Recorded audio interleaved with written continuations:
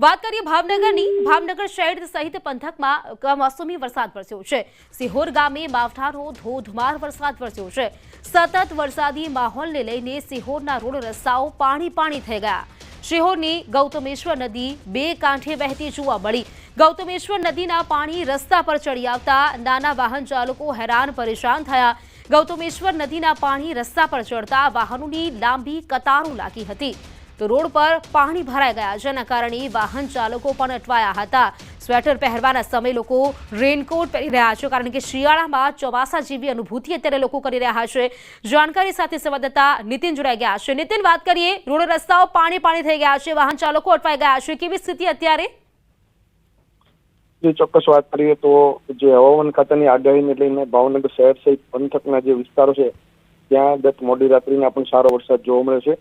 ત્યારે સિહોરની વાત કરીએ તો સિહોરમાં પણ જે નદી છે ગૌતમેશ્વરી નદી તે પુલ પરથી વહેતી હતી અને ત્યાં પણ થોડો સમય માટે ટ્રાફિક છે તે જામ થયો હતો અને ટ્રાફિકમાં જે વાહનોની કતાર છે તે જોવા મળી હતી। ખાસ કરીને વાત કરીએ તો ગત મોડી રાત્રિના અવિરત છેલ્લા 3 થી 4 કલાક જે વરસાદ છે તે અવિરત રહ્યો હતો તે સારા પ્રમાણમાં વરસાદ થયો છે। ચોક્કસ કહી શકાય કે આ વરસાદને લઈને ખેડૂતો પણ છે તે ચિંતામાં મુકાયા છે, કારણ કે આ કમોસમી વરસાદને લઈને તેઓના પાકોને છે જે નુકસાની છે તે થવાની ભીતિ જોવા મળી રહી છે। બિલકુલ નીતિન, આભાર આપનું જાણકારી આપવા માટે। તો ગીર સોમનાથ જિલ્લામાં ભારે વરસાદ, ઉનાનું ખત્રીવાડા ગામ બેટમાં ફેરવાઈ ગયું છે। રૂપેણ અને માલણ નદીના પાણી ગામમાં ઘૂસી આવ્યા। એવું ભારે માવઠું થયું કે નદીમાં પૂર આવ્યા હોય તેવી સ્થિતિ જોવા મળી। બે નદીમાં પૂર આવ્યા છે। ખત્રીવાડા ગામ બેટમાં ફેરવાઈ ગયું। ગામમાં પાણી ઘૂસતા રસ્તાઓ નદીમાં ફેરવાઈ ગયા અને ગામની અવરજવર પણ બંધ થઈ ગઈ છે। તો ગામમાં પાણી ઘૂસતા રસ્તાઓ નદીમાં ફેરવાઈ ગયા હોય તે પ્રકારના દ્રશ્યો છે। ભારે વરસાદના કારણે ક્યાંક ગામ બેટમાં ફેરવાયું હોય તે પ્રકારના દ્રશ્યો, એક્સક્લુઝિવ દ્રશ્યો આપ જોઈ શકો છો આપણી ટીવી સ્ક્રીન પર। રૂપેણ અને માલણ નદીના જે પાણી છે તે ગામમાં ઘૂસી આવ્યા છે, જેના કારણે ગામ પણ ક્યાંક સંપર્ક વિહોણું બન્યું છે।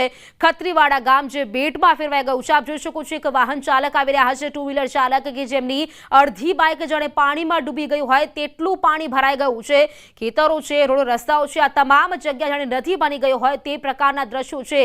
ગામ જાણે પાણીમાં ડૂબ્યું હોય તેવી સ્થિતિ અત્યારે સર્જાઈ છે। તો ગીર સોમનાથ જિલ્લામાં માવઠાએ તબાહી મચાવી કાઢી। ગીર ગઢડાનું શાળા ડુંગર ગામ સંપર્ક વિહોણું થયું છે। રૂપેણ નદી બે કાંઠે વહેતા ગામનો સંપર્ક તૂટ્યો। ગામમાં અવરજવર માટેના તમામ રસ્તાઓ પર નદીના પાણી વહેવા લાગ્યા છે। ગીર જંગલમાં ધોધમાર વરસાદના કારણે નદી બે કાંઠે વહી છે, તો પણ ગીરમાં કમોસમી વરસાદનો કહેર સતત ચાલુ છે। તો ગીર ગઢડાનું શાળા ડુંગર ગામ કે જે સંપર્ક વિહોણું બન્યું છે, રૂપેણ નદીએ રૌદ્ર સ્વરૂપ ધારણ કર્યું છે। બે કાંઠે વહેતા ગામમાં ક્યાંક સંપર્ક વિહોણું બન્યું હોય તેવું જોવા મળી રહ્યું છે। ચોમાસામાં જેવો વરસાદ નથી પડ્યો તેવું વરસાદ અહીં શિયાળામાં જોવા મળી રહ્યો છે। ગીર ગઢડાનું આ શાળા ડુંગર ગામ કે જે હાલ સંપર્ક વિહોણું બન્યું છે, જે ગામ તરફ જવાનો માર્ગ છે તે પણ પાણીથી ભરાઈ ગયો છે। તો સૌરાષ્ટ્રના એવા 2 જિલ્લાઓ છે જ્યાં માવઠાએ ભૂક્કા બોલાવી કાઢ્યા છે। અમરેલી, ગીર સોમનાથમાં ભારે વરસાદ વરસ્યો છે। ગીર સોમનાથના ગીરમાં માવઠાથી નુકસાન પહોંચ્યું છે। ભર શિયાળે ગીરની નદીઓ વહેવા લાગી। રૂપેણ, માલણ સહિતની નદીઓ વહેવા લાગી। નદીઓ વહેવા લાગતા કેટલાક ગામોમાં પાણી ઘૂસી આવ્યા છે। 2 એવા જિલ્લા છે જ્યાં માવઠાએ ભૂક્કા બોલાવી કાઢ્યા। જે પ્રકારે કમોસમી વરસાદ વરસ્યો છે, જેના કારણે નદીઓ છે તે પણ બે કાંઠે વહેતી થઈ છે। મેઘરાજાએ તાંડવ મચાવવાનું શરૂ કર્યું છે અને ગીર સોમનાથ જિલ્લાની હવે મોટા ભાગની નદીઓ છે તે બે કાંઠે વહેવા લાગી છે। હું આપને સીધા જ દ્રશ્ય બતાવીશ, કારણ કે ગીર જંગલની અંદર જે ભારે વરસાદ વરસ્યો છે તેમને કારણે રૂપેણ અને માલણ નદી છે તે બે કાંઠે વહેવા લાગી છે। તેમના કારણે ગીર સોમનાથ જિલ્લાના ઉના તાલુકાના કેટલાક ગામો છે તે બેટમાં ફેરવાયા છે। ઉનાનું ખત્રીવાડા ગામ હોય કે પછી સાણાવાટિયા ગામ હોય, આ તમામ ગામો છે તે બેટમાં ફેરવાયા છે। ગામની અંદર નદીઓ છે તે બે કાંઠે વહેવા લાગી છે અને આ નદીઓના પાણી સીધા ગામમાં ઘૂસવાને કારણે ગામ લોકો છે તે મુશ્કેલીમાં મુકાયા છે, કારણ કે ગામમાં અવરજવર માટેના તમામ રોડ રસ્તાઓ છે તે બંધ હાલ થયા છે અને તેમને કારણે ખેડૂતો હોય કે આમ લોકો હોય તમામ ગામની અંદર પ્રવેશ નથી કરી શક્યા। તો કેટલાક લોકો છે તે ગામની બહાર જે ફસાણા છે તે લોકો પણ હાલ ગામની અંદર આવી નથી શકતા, કારણ કે ગીર જંગલની અંદર અવિરત વરસાદ છે તે વરસી રહ્યો છે। કમોસમી વરસાદને લઈને હાલ ભર શિયાળે ગીરની નદીઓ છે તે બે કાંઠે વહેવા લાગી છે અને આ નદીઓ બે કાંઠે વહેવાને લઈ હવે ખેડૂતો છે તેઓ મુશ્કેલીમાં મુકાયા છે। દિનેશ સોલંકી, ન્યૂઝ 18 ગુજરાતી, ગીર સોમનાથ। તો દક્ષિણ સૌરાષ્ટ્રના જિલ્લાઓમાં માવઠાએ ભૂક્કા બોલાવ્યા. અમરેલી, ગીર સોમનાથ જિલ્લામાં માવઠાનો કહેર. ગીર સોમનાથના કોડીનારના વેળવા ગામના નીચાણવાળા વિસ્તારોમાં પાણી ભરાઈ ગયા છે. ગામની શેરીઓમાં નદીની જેમ પાણી વહેતા લોકો ચિંતામાં મુકાયા છે, તો કેટલાક ઘરોમાં પણ પાણી ઘૂસી ગયા છે.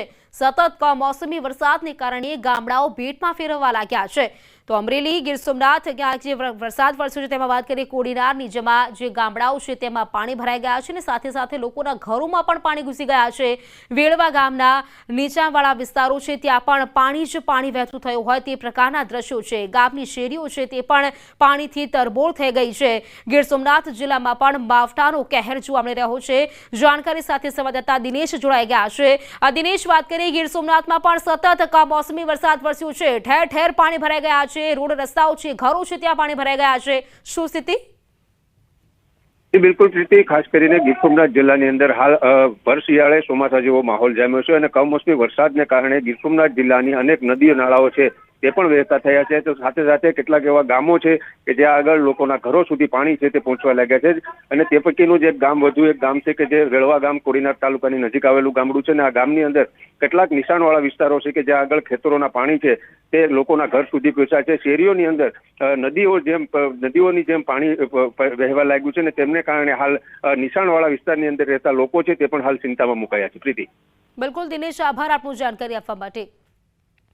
તો ગામની શેરીઓમાં જાણે નદી વહેતી હોય તે પ્રકારના દ્રશ્યો, આ 4 દ્રશ્યો આપ જોઈ શકો છો ટીવી સ્ક્રીન પર. માવઠાનો જે કહેર છે અને તેના જ કારણે લોકોને પણ હાલાકી ભોગવવાનો વારો આવ્યો છે. તો પંચમહાલ જિલ્લાના મોરવા, હડફ, ઘોઘંબા સહિત અનેક વિસ્તારોમાં કમોસમી વરસાદ વરસી રહ્યો છે. હાલ ધીમી ધારે વરસી રહ્યો છે કમોસમી વરસાદ. રાત્રિ દરમિયાન અને બળસ્કે કારતક માસમાં જાણે અષાઢી માસ હોય તેવો વરસાદ વરસ્યો છે. આ વરસાદને પગલે ડાંગરના તૈયાર થયેલા પાક અને સૂકા ઘાસચારાને નુકસાન થવાની ભીતિ સેવાઈ રહી છે. કેટલાક ખેડૂતોએ ડાંગરની કાપણી કરી હતી, જે પલળી જતા ભારે નુકસાન થવાની શક્યતાઓ છે. બીજી તરફ વરસાદ અને બીજી તરફ ઠંડી, એમ બેવડી ઋતુનો સૌને અત્યારે અહેસાસ થઈ રહ્યો છે.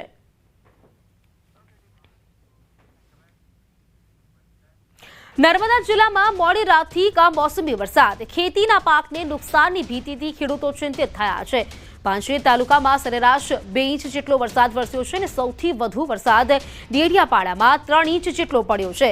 સાગબારામાં 2.5 ઇંચ વરસાદ, તિલકવાડામાં 2.5 ઇંચ, ગરુડેશ્વરમાં 2 ઇંચ, નાંદોદમાં 2 ઇંચ વરસાદ વરસ્યો છે. છેલ્લા 2 દિવસથી વાતાવરણમાં ભારે ઉકળાટ હતું. મોડી રાતથી ધીમી ધારે કમોસમી વરસાદ વરસી રહ્યો છે. તો ડેડિયાપાડામાં પણ 3 ઇંચ જેટલો વરસાદ છે, જો કે મોડી રાતથી જ આ ધીમી ધારેનો જે વરસાદ છે તે પણ શરૂ છે અને તેના જ કારણે ક્યાંક પાક નુકસાની જશે તેવી ભીતિ ખેડૂતો સેવી રહ્યા છે. આ તરફ બગસરામાં વરસાદી માહોલ. બગસરા સહિત ગ્રામ્ય પંથકમાં કમોસમી વરસાદ વરસ્યો. મધ્યરાત્રિએથી ધીમી ધારે વરસાદ વરસી રહ્યો છે. આ કમોસમી વરસાદથી ખેડૂતોમાં ચિંતા વ્યાપી છે. બગસરામાં પણ વરસાદી માહોલ જામ્યો છે અને તેની વચ્ચે ધીમી ધારે વરસાદ વરસી રહ્યો છે. જો કે આ કમોસમી વરસાદ પડતા ક્યાંક ખેડૂતોમાં ચિંતા વ્યાપી છે. ખેડૂતોનો જે મહામૂલો પાક છે તે બરબાદ થશે તેવી ભીતિ અત્યારે જે ખેડૂતો છે તે સેવી રહ્યા છે. તો વરસાદ પડતા ખેડૂતોમાં ચિંતા વ્યાપી છે, કારણ કે જે ડાંગરની સુકવણી છે તે પણ કરતા હોય છે. અન્ય પાકો છે, ચીકુના પાક છે, તેને પણ ક્યાંક નુકસાન જશે તેવી ભીતિ.